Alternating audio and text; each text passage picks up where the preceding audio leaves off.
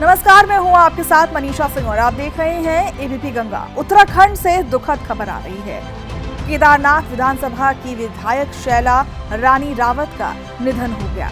शैला रानी रावत की तबीयत पिछले कुछ दिनों से काफी बिगड़ गई, जिसके बाद उन्हें वेंटिलेटर पर रखा गया था, लेकिन लाख कोशिशों के बावजूद उन्हें बचाया नहीं जा सका।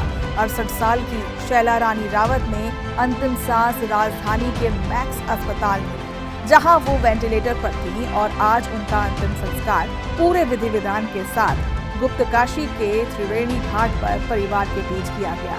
दिवंगत केदारनाथ विधायक शैला रानी रावत की शव यात्रा में लोगों की भीड़ उमड़ पड़ी। अगस्त्य मुनि से निकले शव यात्रा को देखने के लिए मकानों की छतों में लोग खड़े रहे और लोगों ने शव यात्रा को हाथ जोड़कर नमन किया। इस दौरान वाहनों का लंबा काफिला रहा। शव यात्रा में विभिन्न संगठन के लोगों ने भाग लिया। देखिए, शैला रानी जी एक प्रभावशाली जनप्रतिनिधि थी। इस क्षेत्र का उन्होंने अनेकों बार प्रतिनिधित्व किया, चाहे जिला पंचायत का विषय हो, बीडीसी से ब्लॉक प्रमुख का विषय हो, जमीन से जुड़ी हुई कार्यकर्ता थी। और आज उनकी शव यात्रा में जिस प्रकार से पूरा हुजूम पूरे क्षेत्र से पड़ा है, तो मैं जानता हूँ कि वो सबके दिलों में राज करती थी। मैं उनको अपने श्रद्धा समर्पित करता हूँ। भगवान उनके परिवार को यह दुख सहन करने की शक्ति प्रदान करें।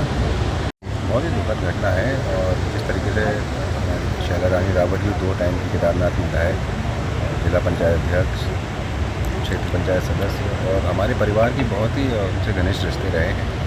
दुखद घटना है कि उनका ऐसा स्वर्गवास हुआ है।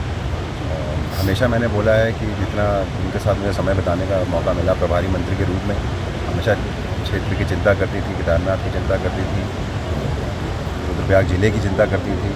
महिलाओं के लिए, युवाओं के लिए बहुत चिंतित रहती थी, कैसे उनको रोजगार से जोड़ा जा सके, कैसे सशक्त किया जा सके। गौरतलब है कि मिलनसार और सामाजिक तौर पर सक्रिय शैला रानी रावत कुछ समय पहले गिर गई थी।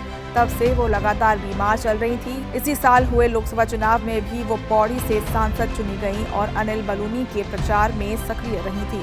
उनका राजनीतिक सफर कांग्रेस से शुरू हुआ था। 2012 में केदारनाथ विधानसभा से कांग्रेस के टिकट पर उन्होंने चुनाव जीता था। हालांकि साल 2016 में हरीश रावत सरकार के कार्यकाल में हुई पार्टी के अंदरूनी बगावत के दौरान उन्होंने बीजेपी का दामन थाम लिया था। लेकिन साल 2017 के वो विधानसभा चुनाव में बीजेपी की टिकट पर चुनाव लड़ा और शैला रानी रावत को हार का सामना करना पड़ा। वहीं 2022 में हुए विधानसभा चुनाव में उन्होंने एक बार फिर जीत हासिल कर ली।